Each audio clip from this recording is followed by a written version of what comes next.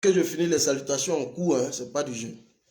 Arnaud Guessant Tivoli Bi, sois salué. Matou, bonjour madame, monsieur, arrêtez donc. Bon, je sais pas de quoi il parle, peut-être c'est des féticheurs. Soyez donc tous salués depuis vos différentes positions, depuis vos différents bords. Je suis donc le 001, Inos Parker. Je suis donc le fédéral 001 pour ceux qui me découvrent pour la toute première fois sur les réseaux. Sinon, je ne suis plus un visage à présenter. Voilà. Activiste pro-Côte d'Ivoire. Et je vous explique rapidement le pro-Côte d'Ivoire. Parce que j'ai eu pas mal de gars du RDR sur ma page et qui confondent quand je dis pro-Côte d'Ivoire. Je suis activiste pro-Côte d'Ivoire. Ça veut dire que moi que vous voyez, je suis pour l'affirmation de l'identité ivoirienne. Donc je suis un ultra-nationaliste. Nous sommes à 250 personnes. Je suis un ultra... Pardonnez, mettez beaucoup de cœurs. S'il vous plaît, s'il vous plaît, s'il vous plaît, s'il vous plaît, s'il vous plaît. Mettez les cœurs. D'ailleurs, il signale la vidéo. Je suis un ultra-nationaliste. Ça veut dire quelqu'un qui a la préférence du drapeau ivoirien. Hein? Celui qui a la préférence du drapeau ivoirien. Ange tapé, soit salué, mon petit cœur. Soit salué également. Ange Tapé, qui est l'une des blogueuses les plus importantes au niveau de la Tunisie, soit salué ma fille. Voilà, on est ensemble. Merci infiniment. Et je pense que des choses très importantes sont en train de venir. Et je pense qu'on aura le temps de peaufiner beaucoup de choses ensemble. Soit saluer ma fille, on est ensemble. Merci infiniment. Voilà, c'est une blogueuse qui promet, elle a de l'avenir. Il faut compter avec elle dans tout le Maghreb. Voilà, je voudrais te saluer. Je voudrais ici saluer aussi tous les différents blogueurs dans tout le Maghreb. Je pense que des choses seront mises en place pour que la voix, effectivement, au niveau du Maghreb puisse se porter. Et on se fera l'effort à notre niveau de pouvoir rehausser au moins cette image-là. Donc, soit saluer ma fille. Voilà, elle, c'est ma fille. Ange Tapé. Ange Tapé officiel, c'est sa page. Alors, quand je dis que je suis activiste pro-Côte d'Ivoire, il y a beaucoup de sauvages du RDR qui viennent jouir. Excusez-moi, hein, parce que j'essaie un peu bizarre. Ils viennent jouir sur ma page. Je ne comprends pas. Je suis activiste pro-Côte d'Ivoire. Ça veut dire que moi, j'ai la préférence des couleurs nationales d'abord. Moi, là, c'est ivoirien d'abord. Est-ce que vous suivez? 225 d'abord. Orange, blanc, vert d'abord. La préférence de la nation ivoirienne d'abord. Mais je suis dans un combat de soutien au peuple voisin. Donc moi que vous voyez, je suis un ultra-nationaliste. Il y a les panafricanistes à part. Et je vous ai montré un article ce matin où j'ai vu les panafricanistes qui disent qu'il faut sauver la Côte d'Ivoire d'abord et puis ensuite sauver l'Afrique. C'est pourquoi j'ai fait plusieurs publications pour vous expliquer, pour dire, mais celui que j'avais fait la fois dernière, j'avais présenté comme étant le père du panafricanisme, Muammar Kadhafi qui est décédé. Mais avant qu'il n'arrive au panafricanisme, lorsqu'il prend le pouvoir en 1961, mais Muammar Kadhafi a fait quoi? Après son coup d'État, lorsqu'il a renversé Idriss Ier, qui était donc le rejetant de l'impérialisme néocolonial français, lorsqu'il a rejeté en 1969, il a créé ce qu'on appelle le panarabisme. Le panarabisme. Il a créé le panarabisme. Ça veut dire que la réunification de la communauté, du moins du monde arabe, autour donc des centres d'intérêt communautaires arabes. Et c'est par la suite qu'il s'est projeté sur l'Afrique. Donc, souffrait que nous, là, on puisse clamer notre identité culturelle, notre identité, je vais dire, civilisationnelle, ivoirienne. Il n'y a pas de souci à cela. Donc, je suis d'abord pour la Côte d'Ivoire, mais je soutiens le peuple malien. Écrivez Mali ici. Écrivez Guinée. Écrivez, comment on appelle ça, le Burkina, et mettez la Guinée équatoriale. Voilà. La Guinée-Bissau, pardon. Mettez tous ces pays-là. Mais je suis d'abord ivoirien. Donc, moi, je suis un pur nationaliste, ultra-nationaliste. Donc, je suis activiste, blogueur, influenceur, pro-Côte d'Ivoire et donc membre de Génération et Peuple Solidaire. J'espère maintenant qu'on se comprend très bien. Hein? Bonheur te rend la lune, merci. J'espère qu'on se comprend très bien. Chers amis, pour vous démontrer effectivement que je soutiens la cause des pays frères, ça ne veut pas dire que moi-même je me réunis, je suis ivoirien. Et donc, je n'amène pas aussi les autres à se régner. Si tu es guinéen, il faut rester guinéen. Tu es malien, tu restes malien, mais on soutient la cause ensemble. Kémy Séba est un béninois. Hein? Kémy Séba, là, il est béninois. Mais vous voyez qu'il est partout en Afrique. Mais est-ce qu'il a régné ses origines? Non. Donc voilà, je soutiens tout le monde. Alors, pour vous démontrer rapidement que je soutiens la cause, nous sommes à 300 déjà. Pour vous démontrer que je soutiens la cause, je vais rapidement vous présenter ça. Ne bougez pas. Voyez ce que je vais dire là, sur Simone. Là. Ne bougez pas. Hein. Ce que je vais dire sur Simone, peut-être qu'on va dire que Fédéral a parlé, et il a parlé fort. Parce que je suis attendu sur ce sujet-là, il faut que j'en parle. Alors, pour vous démontrer effectivement que je soutiens le peuple frère, donc le peuple malien, j'ai réalisé pas mal de vidéos à ce sujet par rapport donc à l'ingérence de la France dans la politique interne du Mali et donc par rapport effectivement aussi à un certain nombre de dispositions qui sont en train d'être prises au niveau donc de l'État malien relativement à un projet de signature d'un accord de défense entre le Mali et l'État russe. Je pense bien que ça amène du fil à retordre au niveau de la France. Et donc, des balais diplomatiques se font dans un souci de dissuader. Hein, de dissuader un peu la dynamique qui est amorcée. Mais je pense que l'État malien aujourd'hui tient la dragée haute et sait aussi compter sur l'ensemble du peuple d'espace d'Afrique francophone, donc l'espace sous-régional, ouest-africain. Donc voilà. Et c'est pourquoi aujourd'hui, nous, fédéral, visiblement, on engage ce type de communication transversale dans un souci effectivement d'apporter notre soutien au peuple malien. Écrivez Mali Oye. Voilà la vérité. Alors, chers amis, le peuple malien qui depuis le 2020 a démontré à la face du monde que c'est un peuple fier de son histoire, fier de sa souveraineté, fier de son peuple. Et donc au jour d'aujourd'hui, on ne va pas aller dans l'histoire, mais on va revenir au jour, parce qu'il y a Simone et Yves qui nous attendent.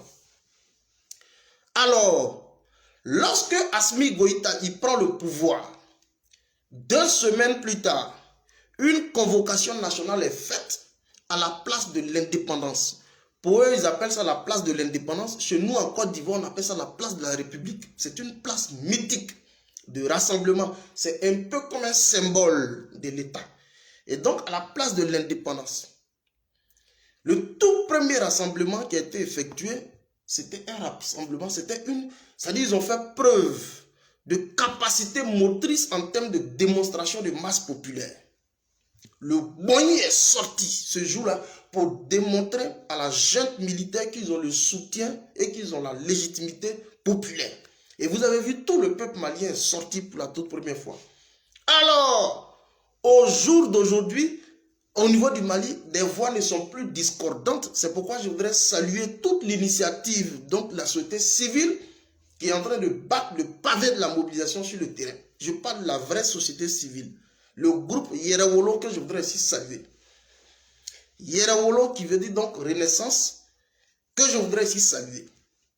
Alors, des voix sont en train des personnalités importantes sont en train de donner de la voix pour sonner le glas de la mobilisation. Et je vais vous présenter des vidéos tout à l'heure, juste pour vous démontrer de quoi je parle. Une toute première vidéo que je vous présente rapidement, et puis on avance. Écrivez Mali, oui. Alors, Clara Blanc est là. Monsieur Diop, voilà, il va faire. Une personne qui n'est pas désirable sur le territoire national. Voilà. Conformément à la pratique diplomatique, ce terme existe parce que quand les diplomates... Ce discours est de monsieur Mamadou quelque chose Diop, qui est un homme politique au niveau du Mali. Alors, il a été donc demandé aux autorités diplomatiques françaises de libérer le Mali.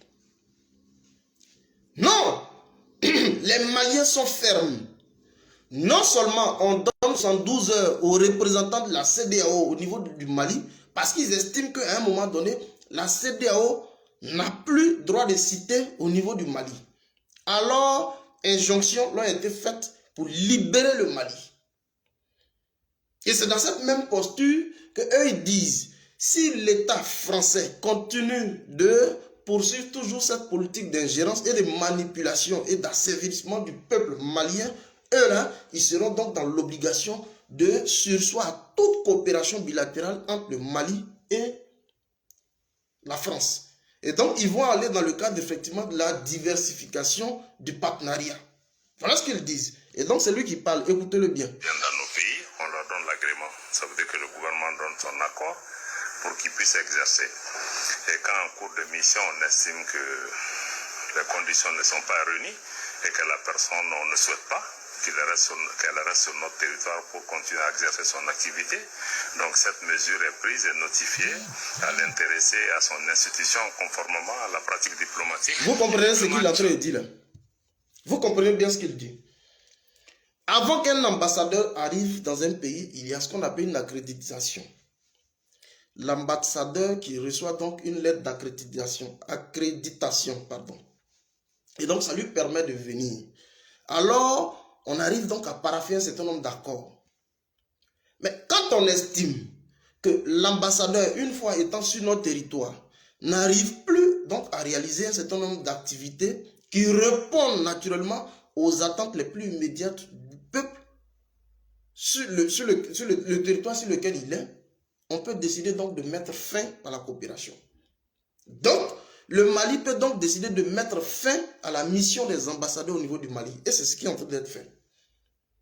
Ils ne sont plus désirables au Mali. On leur demande simplement de partir. S'ils sont dans une logique de poursuite de la politique néocoloniale de l'État français au Mali, on va leur demander simplement de partir. Est-ce que vous suivez? Voilà. La CEDEAO, Amidou Boli, le président de la CEDEAO au Mali, a été déclaré personnellement non grata. Voilà. Que reproche-t-on concrètement à ce diplomate-là? Les diplomates ont une obligation de réserve, ont une obligation d'impartialité et ne doivent pas s'ingérer dans les affaires du pays. Naturellement, ils doivent faire leur travail en représentant les intérêts de leur organisation. Donc, quand on arrive à ce niveau aujourd'hui, le représentant de la CEDEAO en question a reçu plusieurs mises en garde. Ces mises en garde ont été adressées à lui-même. Ensuite, à la commission de la CEDEAO et même à la présidence en exercice. Et malgré ces mises en garde, l'intéressé a continué à s'adonner à des activités qui sont incompatibles.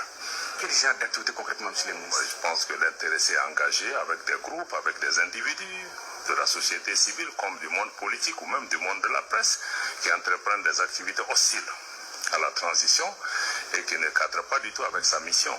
Et vous comprenez ce qu'il dit, non? Les autorités diplomatiques françaises au niveau du Mali ont donc entrepris des activités hostiles avec la mission de la transition. Ça veut dire quoi? Macron, dès le départ, dès donc l'accession de Assimi Goïta au pouvoir, Macron donc lui a donc fixé ce qu'on appelle un échéancier politique. L'échéancier c'est quoi? Il lui a fixé un calendrier. Il lui a donc demandé à lui, Assimi Goïta, de tout mettre en œuvre pour garantir l'exécution, donc la tenue des élections pour avril 2022. Voilà donc l'échéancier qui a été fixé à Amadou et Assimi Goïta. Nous sommes à 400 personnes. Alors, peu importe ce qui pourra arriver donc au Mali, même si l'intégrité territoriale n'est pas acquise, pour eux, il faut la tenue des élections. Et donc, comme toute fortune, vous voyez que les diplomates français sont en train de ramer à compte courant au niveau donc de l'État malien. Ils entreprennent donc des relations subtiles avec les groupes djihadistes. Ils essaient effectivement de manipuler toutes les organisations de la société civile pour tenir ce qu'on appelle une contre-offensive. Pour tenir ce qu'on appelle une contre-offensive vis-à-vis donc du pouvoir légalement institué, le pouvoir légitime donc de Assimi Goïta. Donc une sorte d'instrumentalisation un peu de l'opinion publique au niveau du Mali. Et c'est ce qu'eux, ils dénoncent. Est-ce que vous voyez? C'est vous, parce qu'on ne peut pas comprendre. Vous dites que vous ne reconnaissez pas un pouvoir, mais pourtant vous venez, c'est eux qui vous signent donc la lettre d'accréditation pour être présent sur le territoire. Mais en même temps que vous êtes là, présent sur le territoire, au nom de ce régime, vous ne pouvez pas aussi mener souterrainement des campagnes de diabolisation contre le régime. Est-ce que vous suivez? Et donc c'est ce qui a été perçu, et voilà comment on demande aujourd'hui qu'ils quittent même carrément le territoire. Voilà la vérité. Suivez rapidement. C'est autre chose qui n'est pas ce travail. Et en tant que pays souverain, nous estimons qu'à un certain moment, si cette personne ne comprend pas les limites de sa mission qu'elle a outrepassée, il est du devoir des autorités. Attends, je vais bloquer les marabouts là. Maintenant, il faut juste que cela soit clair. Ces actes sont dirigés contre un individu, une personne qui, de notre point de vue, exerce des activités qui ne sont pas compatibles avec sa mission. Avec la CEDEAO, nous souhaitons continuer les relations de bonne coopération, les relations de solidarité avec la conférence des chefs d'État, les différentes instances de la CEDEAO et la CEDEAO en tant qu'organisation. Nous demandons juste à la CEDEAO de désigner une autre personne qui a conscience des limites de son mandat et nous serons disposés à travailler avec cette personne pour faire avancer l'agenda de notre organisation. Et Hamidou Bouli, il a 112 heures pour quitter. Donc, vous avez bien compris. La CEDEAO, aujourd'hui, quand vous regardez le mode de fonctionnement de la CEDEAO, qui n'est plus une CEDEAO des peuples, mais qui est aujourd'hui une CEDEAO des chefs d'État. Donc, la comment on va dire ça, la multiculturalité des peuples aujourd'hui n'existe plus au sein de la CEDEAO. C'est juste une institution pour garantir le pouvoir des différents chefs d'État. Et vous avez vu combien de fois Dramane, depuis le palais d'Abidjan, a orchestré un certain nombre donc de manœuvres subtiles juste pour pouvoir venir à bout au régime au niveau du Mali. Il n'eût été donc la vigilance. Vous avez vu le tout premier coup d'État qui a été avorté au niveau du Mali. Donc, n'eût été effectivement la vigilance du pouvoir au Mali, je vous le dis honnêtement, on serait déjà passé à un autre régime. Parce que je vous le dis honnêtement, lorsqu'il allait en France, des injonctions, je viens même à l'instant même d'avoir un certain nombre d'informations par rapport à ça encore, mais on va laisser tomber. Et donc, eux là, ils veillent au grain. Comment faire pour venir donc à bout de ce régime? Voilà la bataille. Et donc, eux aussi, voyant cela, on demande aujourd'hui aux diplomates français, s'ils ne veulent pas rester dans l'esprit et donc dans la lettre de leur mission au niveau donc de l'État malien, on va leur demander purement et simplement de plier bagage de parti. C'est pourquoi le représentant spécial de la CEDEAO au niveau du Mali, aujourd'hui, il est persona non grata. On ne veut plus de lui au Mali. C'est les hommes de Dramane. On n'a même plus besoin de cela aujourd'hui au niveau du Mali. Est-ce que vous suivez? La vraie bataille aujourd'hui de libération de toute l'Afrique de l'Ouest là se passe à partir du Mali. Je vous l'ai plusieurs fois dit ça. Alors, on poursuit et puis on va terminer. Pas une minute de plus. Conformément au communiqué, il est absolument très clair. Et nous espérons qu'il puisse quitter dans des conditions de dignité. Mais nous souhaitons qu'à l'issue de ce délai, il ne puisse plus être présent sur notre territoire. Merci. Ça, c'est pas autre chose. On souhaite qu'il ne soit plus présent jamais sur notre territoire. Allah soit salué mon ami et frère. Que les Français ne soient plus présents, que les Français, donc la CEDEAO, ne soient plus présents sur le territoire malien. C'est tout. On n'a pas besoin de tergiverser sur cette question. Ils ne répondent plus donc aux attentes du peuple malien. On leur demande simplement de partir. Et donc, on va finir. On va voir un honorable, donc un député, qui va donc lancer un appel. Et pourquoi je suis revenu dessus? J'avais déjà partagé sur ma vidéo. Mais je reviens dessus de plus belle, juste pour que ceux qui ont la possibilité de suivre la vidéo en ligne, en direct, je vais dire, envoyez cette vidéo-là au Mali et dites que le peuple de Côte d'Ivoire est avec eux. Le peuple de Côte d'Ivoire est avec eux. Tout le peuple de l'Afrique sous-régionale est avec eux aujourd'hui. Un appel à la mobilisation. Ça dit que démonstration de masse populaire ce jour-là.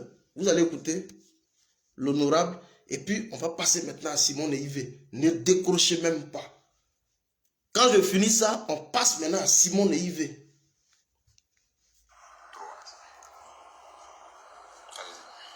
Salam alaikum wa rahmatullahi ta'ala wa barakatuh. Moi je suis honorable Mohamed Ousmane Mohamedou Haïdara, vice-président du collectif pour la refondation du Mali et membre du CENT.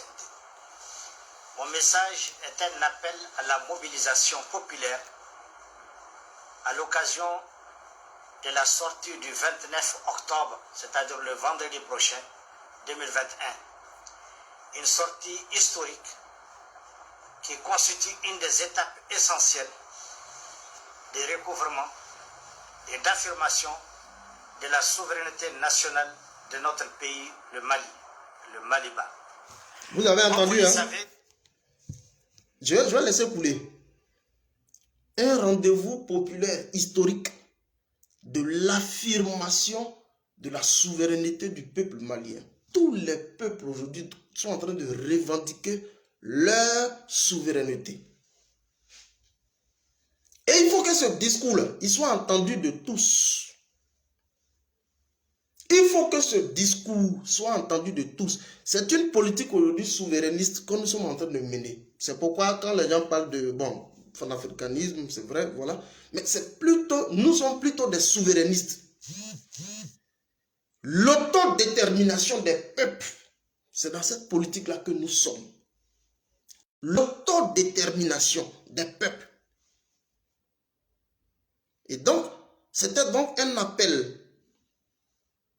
Vous voyez, écrivez tous ici Aston Martins. Vous voyez, ça c'est mon grand frère. Aston Martins, l'homme au grand cœur, qui a donc solennellement comme ça apporté une aide, une grande aide au fédéral. Il est donc cyberactiviste. Je suis cyberactiviste. Il dit, jeune frère, il faut que je t'apporte mon soutien. Écrivez ici Aston Martins et puis ça va rester à vie. Écrivez ici Aston Martins. Je vais voir ça avant de continuer la vidéo. Aston Martins. Martins, c'est en anglais. Je vais voir ça et puis je continue. Honnêtement, écrivez. Voilà. Je vais laisser la vidéo jusqu'à son terme. Mais écoutez religieusement, écoutez attentivement la vidéo. Vous allez comprendre. Aston Martins, merci beaucoup. Aston Martins, merci.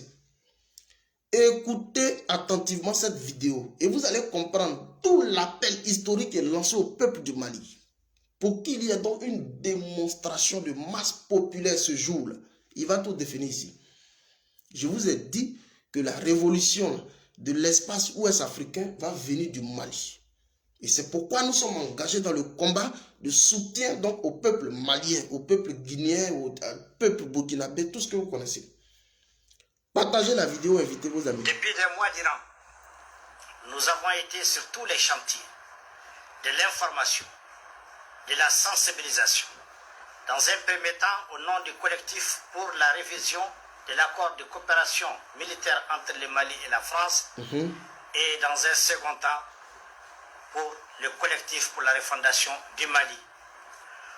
Aujourd'hui, nous avons suivi avec beaucoup d'attention et d'intérêt les actions nobles du mouvement Yerewolo.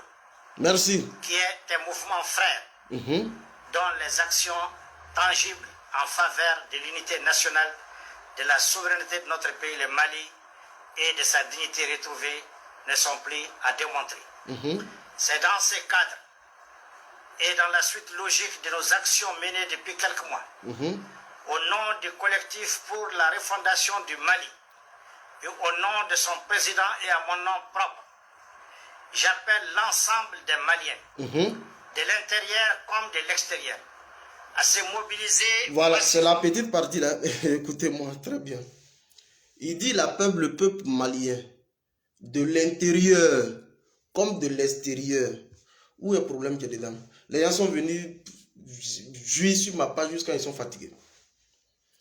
le peuple malien, de l'intérieur comme de l'extérieur, l'extérieur, c'est ce qu'on appelle la diaspora. Le peuple malien de l'extérieur, c'est ce qu'on appelle la diaspora. Donc si tu es en Côte d'Ivoire, tu es au Burkina, tu es en France, tu es partout, ce t'appelle là te concerne. Où est-ce que je dis que vous fâche là? Hein? Voilà. Donc c'est un appel que le peuple malien vous lance. Il faut répondre à cet appel-là. Il est solennel pour démontrer à la grande France que le peuple malien est avec Assimi Goïta et qu'il soutient son président. Parce que ce qu'on veut démontrer, par-dessus tout, ce qu'on veut tenter de démontrer, on dit que c'est un président qui est issu de deux coups d'État. Il est issu de deux coups d'État, c'est-à-dire un coup d'État dans un coup d'État. Parce que le premier coup d'État, c'était contre Ibeka. Vous vous rappelez très bien. Et le second coup d'État, lorsqu'on a enlevé Bandao et qu'on a placé Assimi Goïta. Parce qu'à l'origine, même ceux qui ont été à l'origine même du coup d'État, c'est Assimi Goïta. Mais comme Bandao étant donc le doyen d'âge, il était au village, ils sont allés récupérer l'homme. Mais à un moment donné, il a commencé à faire le jeu de la France. On l'a simplement déposé et Assimi est monté. Et donc lui, il dit que c'est un président qui est illégitime. Vous suivez très bien. Alors vous, peuple malien, pour démontrer donc à la face du monde que Assimi Goïta est un président légitime, il faut se déplacer. Nous, on ne parle pas juste parce qu'il faut parler. On parle parce qu'on y voit un intérêt particulier. Est-ce que vous suivez? Gloire de Dieu soit saluée. On continue maintenant jusqu'à la fin. Sans distinction politique, ni de race, ni religieuse, à faire un seul homme, c'est-à-dire celui debout pour le Mali, à l'occasion du 29 octobre. Il s'agira tout simplement de dire non et encore non aux ingérences de la communauté internationale, en particulier les ingérences de la France, à travers sa politique de dépendance, sa politique de colonisation, sa politique de mépris et sa politique nuisible. C'est aussi le lieu de rappeler en toute souveraineté à la CEDEAO que le Mali, certes, est un membre de la CEDEAO, mais avant tout, le Mali est un pays souverain qui a une histoire glorieuse, avec un peuple souverain auquel seul après Dieu appartient la souveraineté. Et ça va être aussi le lieu de dire à la CEDEAO, il faut qu'elle respecte la souveraineté des peuples, sinon elle va aller avec les vents des peuples. C'est le vent des peuples qui va l'emporter. Nous ne souhaitons pas qu'une organisation de la CEDEAO que nous avons mis en place pour être les porte-drapeaux de la souveraineté de nos peuples africains, le défenseur de nos peuples africains, devienne une simple caisse de résonance des humeurs de la politique française. Cela est inacceptable. Et le peuple malien, peuple souverain, serait capable, s'il le faut, même de se retirer de la CEDEAO si jamais la CEDEAO continue à mépriser le peuple du Mali, à mépriser simplement les peuples africains. Cela est inadmissible. Merci. Nous savons que dans la CEDEAO, il y a des hommes valables, il y a des hommes intègres, il y a des présidents patriotes qui n'acceptent pas et qui se battent tous les jours pour que la souveraineté après Dieu revienne au peuple. C'est cela que nous allons encourager.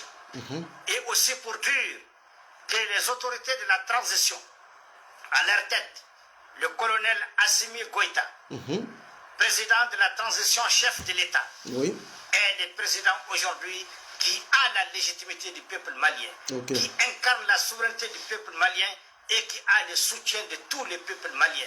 Toutes les décisions qu'il prend aujourd'hui reflètent la volonté des populations et les populations le soutiennent totalement. Ça va être aussi le lieu, ce 29 octobre, c'est-à-dire le vendredi prochain, auprès de Yerewolo, qui nous invite et que nous soutenons et auquel on demande, pour lesquels nous demandons une grande mobilisation. Ça va être aussi le lieu de dire que ce peuple est mobilisé derrière le colonel Assimi Goïta, chef de la transition, chef de l'État, pour sauver le Mali, pour nous engager vers un Mali nouveau, vers le Mali tel qu'il est, celui de nos rêves. C'est aussi, et enfin, le lieu de dire que les Maliens n'acceptent plus encore d'être humiliés.